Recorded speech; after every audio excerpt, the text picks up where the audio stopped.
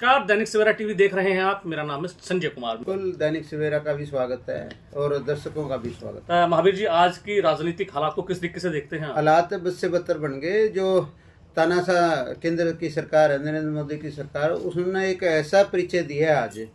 बिल्कुल जो sitting CM को, केजरीवाल को ईडी ने गिरफ्तार किया है, ये ओछी मानसिकता का परिचय है और एकदम लोकतंत्र की हत्या करने वाला ये जो कदम है ये बीजेपी सरकार का, ये बड़ा ही निंदनीय कदम है जी। और आज पूरे प्रदेश में, हरियाणा प्रदेश में भी पूरा रोष है और पूरी कांग्रेस में भी रोष है, पूरी इंडिया गठबंधन में भी रोष है।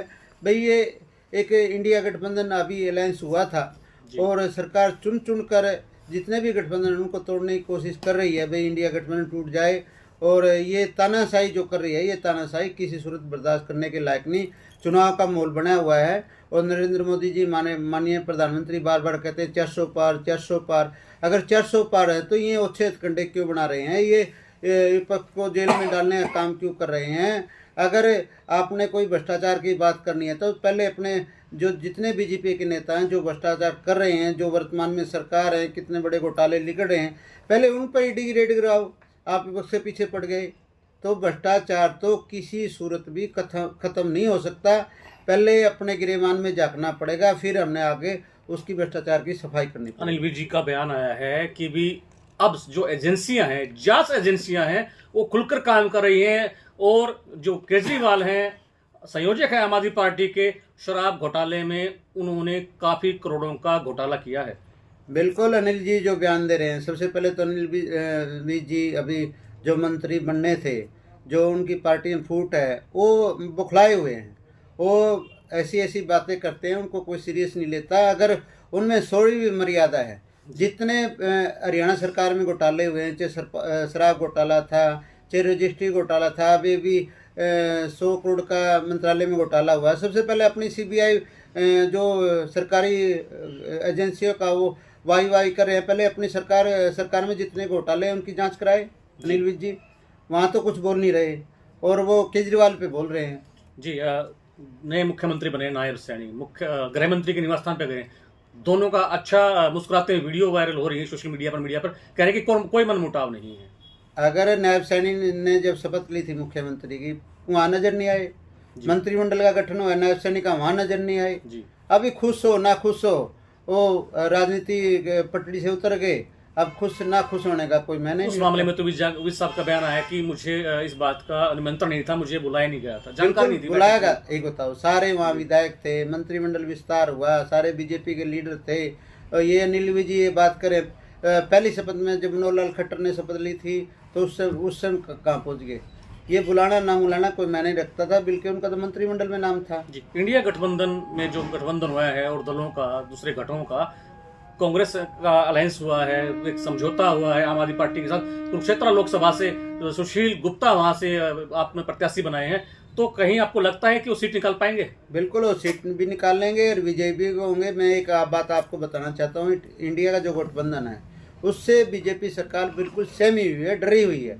ये ढकोसले हैं जो झूठ बोल रहे हैं भी 400 पार नहीं है। अगर 400 पार होती, माननीय प्रधानमंत्री या केंद्रीय नेतृत्व बार बार दो चार सीट के लिए मन्नत कर रहे हैं। आप देख रहे हैं वहाँ जयंत चौधरी की मन्नत करने लग रहे हैं, वहाँ कभी चिराग के साथ मन्नत करने लग रहे हैं, कभी मांझी के साथ मन्नत करने लग रहे हैं, कभी पासवान के साथ मन्नत कर रहे हैं। फिर मन्नत किस बात की? अगर आप 400 पार, आपकी जो कार्यप्रणाली को लेकर आप बार बार संसद में बयान दे रहे हैं 400 पार 400 पार।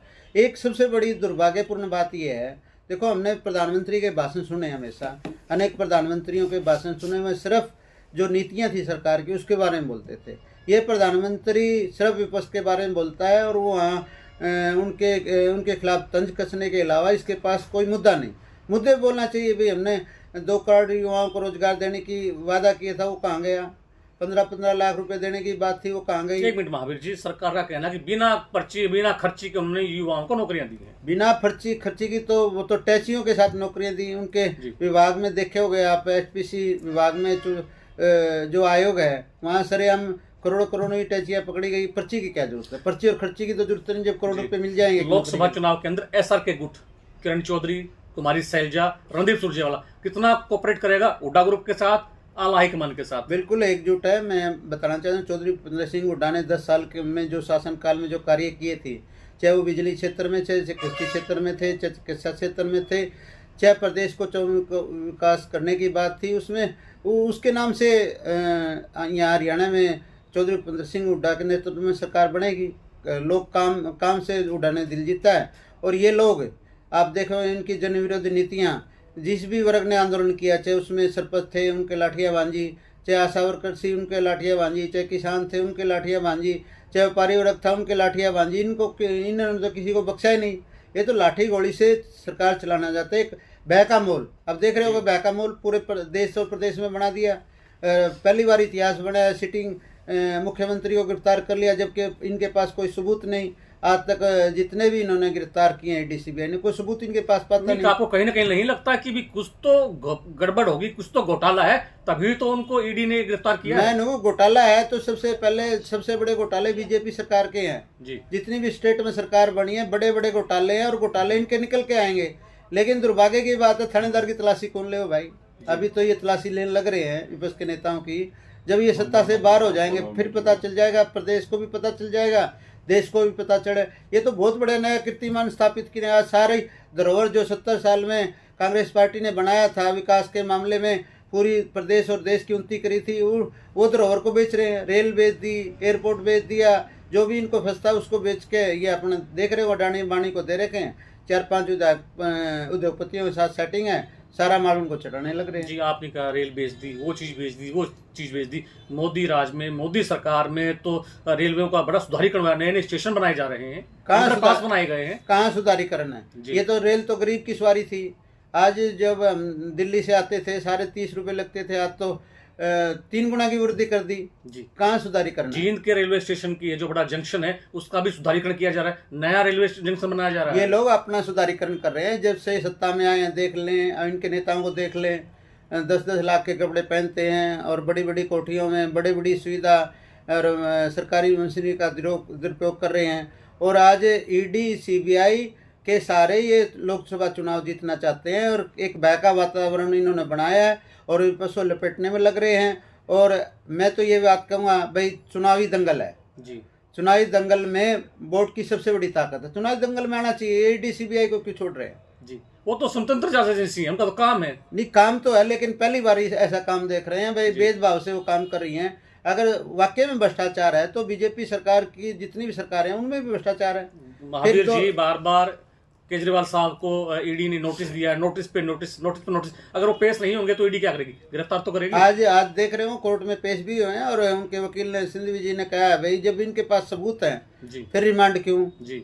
ये बिना आधार की बात करते हैं। ये ईडी को इतनी बड़ी पावर दे दी और सारा काम जो पुलिस का काम रह गया ना, वो ईडी सीबीआई कर रही है, पुलिस की जरूरत नहीं जी। शुक्रिया। ये थे हमारे साथ युवा कांग्रेस के जो महासचिव हैं महावीर कंप्यूटर, जिनका कहना है कि थानेदार की तलाशी कौन ले। जिनका कहने का मतलब ये है कि जब जांच एजेंसियां खुद भाजपा सरकार की है, सेंटर सरकार की है, मोदी सरकार की है, तो उनके खिलाफ आवाज कौन उठाएगा? बात लोकसभा चुनाव की उन्होंने कहा है कि 10 की 10 लोकसभा सीटों पर इंडिया गठबंधन जीतेगा और कांग्रेस को जहां जहां से टिकट मिलेगी लोकसभा की, कांग्रेस वहां से विजय रहेगी। अगली कड़ी में किसी और नेक्स्ट शख्स से आपसे मुलाकात कराएंगे। तब तक बने रहिए दैनिक सवेरा टीवी के साथ। नमस्कार, जय हिंद, वंदे मातरम, राम राम।